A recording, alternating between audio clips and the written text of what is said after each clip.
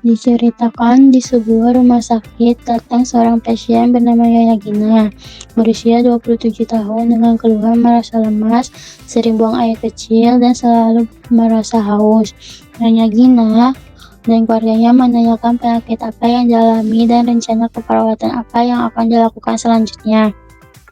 Lalu perawat berkolaborasi dengan laboratorium untuk melakukan pemeriksaan laboratorium lebih lanjut guna mendukung diagnosis penyakit yang diderita pasien.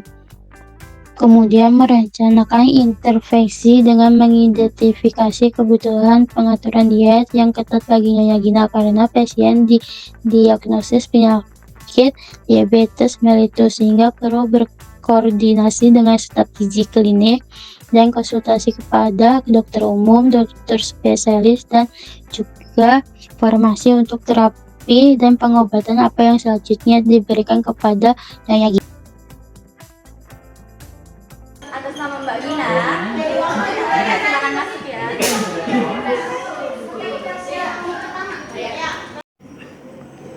Atas nama Mbak Gina, benar sus, umurnya berapa? 27 sus. Baik, saya periksakan lagi dulu ya.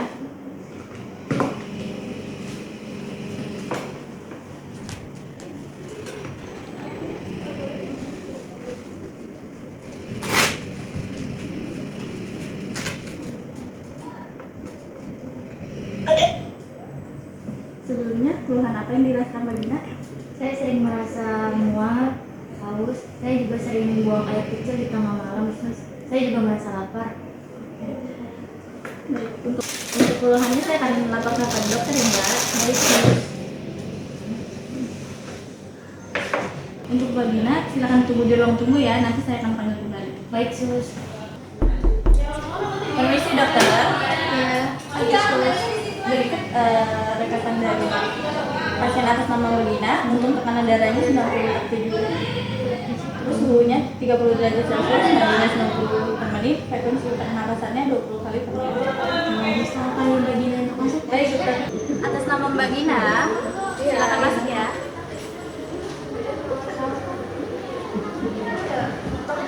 Selamat pagi Ibu, Mbak. Pagi, dokter.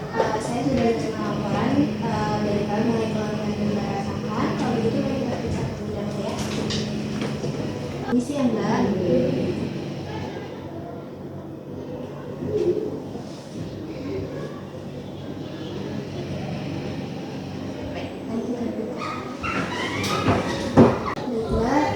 Kalau saya analisis terkait keluhan-keluhan yang Mbak rasakan juga sebelumnya apakah Mbak ada riwayat penyakit diabetes? Ada dokter. Ada saya.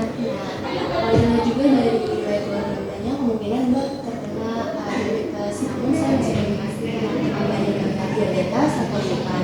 Nanti Anda akan diantar oleh perawat untuk menuju ruang laboratorium untuk dicek gula darahnya, dan dari sana kita bisa baru memastikan apakah Mbaknya benar gula darahnya mengalami diabetes atau tidak.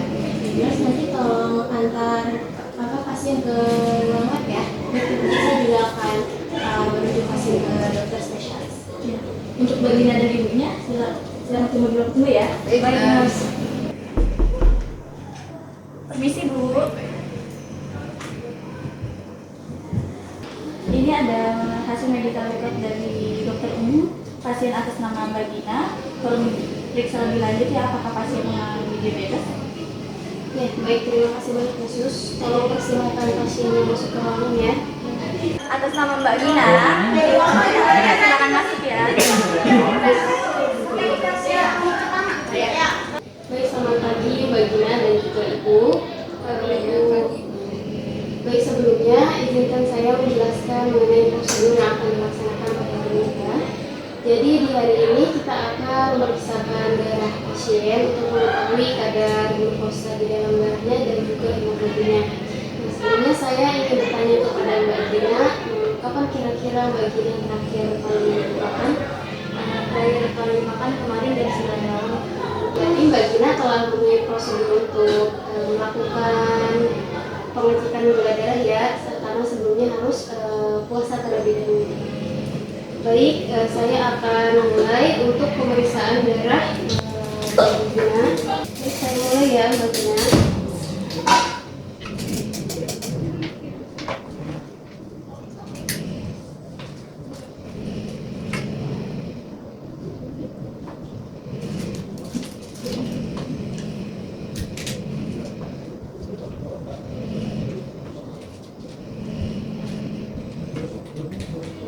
sudah selesai ya Mbak Gina untuk pengambilan darahnya. Nanti untuk hasilnya akan saya berikan kepada suster ya. Mbak dan juga Ibu dipersilakan untuk menunggu di ruang ini ya. Baik Ibu, terima kasih.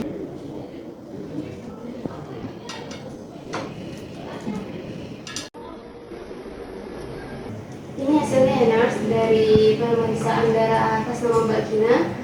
Untuk hemoglobin dan juga gula darahnya untuk dirujuk kepada dokter spesialis ya. Baik Bu, terima kasih ya. Sama-sama. Permisi dokter. Ini ada hasil report dari pasien atas nama Regina dari bukan dokter umum dan hasil laboratorium hari ini. Baik, saya baca dulu ya dan tolong pasiennya disuruh masuk. Baik dokter. Atas nama Mbak Gina, silakan masuk ya.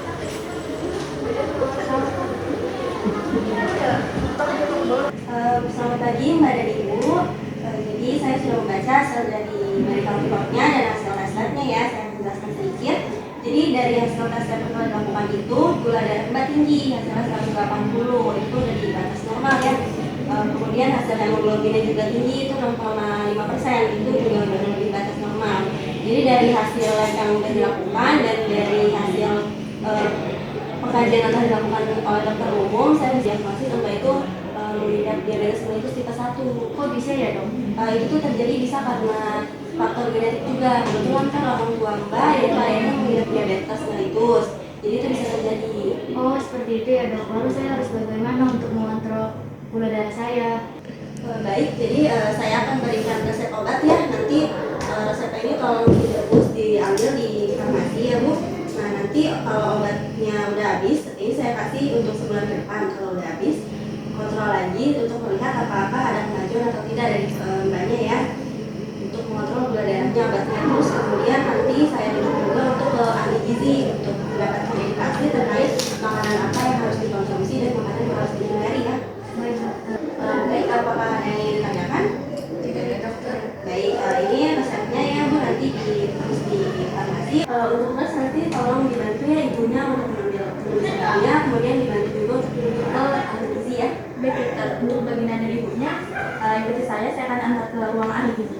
Baik, dokter. Permisi Bu. Ini ada hasil rekor dari pasien atas nama Begina, tolong dicek ya. Baik nurse, terima kasih. Kalau mau masuk ke bagian ini ya. Baik, atas nama Mbak Gina, silakan masuk ya. Selamat pagi Bu, Mbak. Pagi Bu. Baik, saya sudah membaca berita itu dan saya hasil mendiagnosis Mbak mengalami diabetes mellitus ya. Baik, kalau begitu saya izin memberi solusi untuk mengontrol gula darah Mbak ya. Kalau begitu saya akan memberikan makanan apa saja yang disarankan dan dihindari ya Mbak.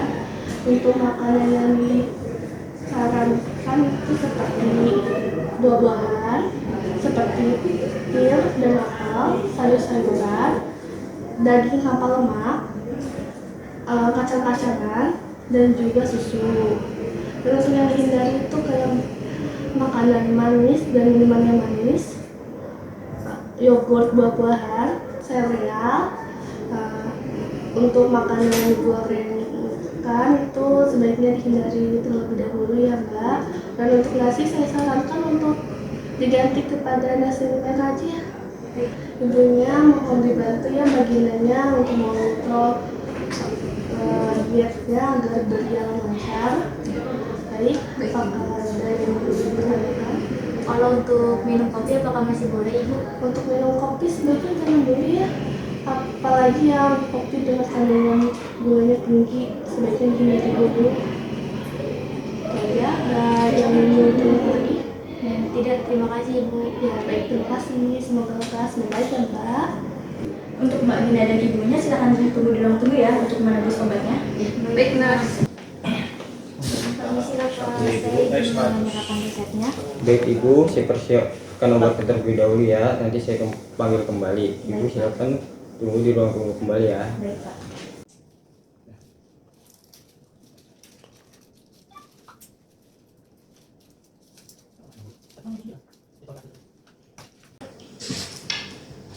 nama Mbak Gina,